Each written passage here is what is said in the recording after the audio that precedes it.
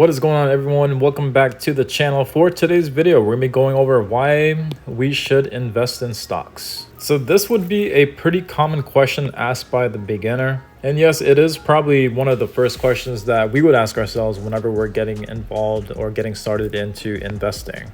Explaining what stocks are would be a whole different video, but for this video, we're gonna assume that you already know what stocks are.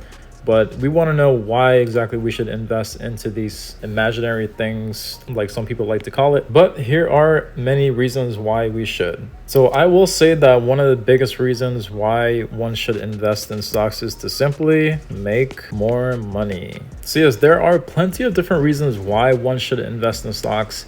Probably one of the biggest reasons is the fact that why not just save money versus investing it into stocks. So let's just say, for example, we're gonna plan out two different scenarios here. One where we can save our money and one where we can invest our money. Now, when you are saving money, you're basically putting your hard-earned money into a savings account. I'm just gonna call it SAV.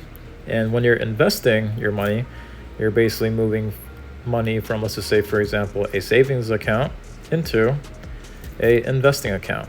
Investing. Now, the thing that a lot of people do not realize is if you're just putting money into your savings account, what's going to happen along the time of this money still being in your savings account is that it is going to get eaten away by inflation by on average about 3% every year. Again, this inflation video or inflation topic could be a separate video itself. We're just going to assume that you already know what inflation is.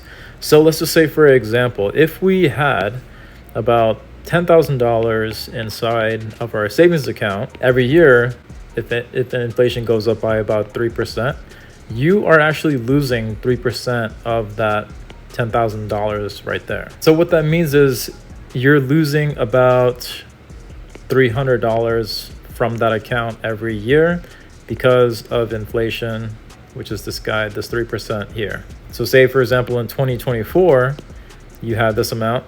In reality, in 2025, the buying power of the dollar goes down. So in reality, what you really have in your account, even though it says $10,000, is that you have about $9,700. Again, it still shows $10,000, but the part that you don't see is that the buying power of a dollar goes down every year because of inflation by about 3%. So that's what you have to realize, is that the more money you put into your savings account, the more that you're basically going to lose. Now, let's just say, for example, you have that same $10,000 right here, but then you put it onto your investing account, which is this guy right over here. So let's just say, for example, our investing account actually has that same $10,000. So instead of putting this $10,000 inside of our savings, we're putting it into our investing account. And then let's just say, for example, this $10,000 is invested into the S&P 500, which is the most popular stock or ETF you want to get if you're completely new to investing. My personal thoughts is VOO is a good one to start. Let's just say, for example, the S&P 500 or VOO appreciates every year by about 10%, because that's what stocks can do. They appreciate in value over time, and on average, about every year or so, the annual average for the S&P 500 is about 10 or 11%, depending on what time frame you're on in life. So what's going to happen is that this 10% is going to get applied to this 10,000, which is right over here.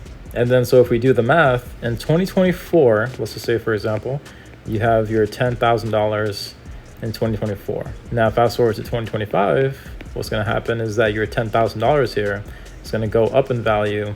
And then what's going to happen is that your investing account of $10,000 is going to appreciate by 10%. So in 2025, it's going to go up in value by about 10%. And then so your 2025 balance is going to be, is that your $10,000 here is going to go up by a additional $1,000, giving you about $11,000 by the end of 2025.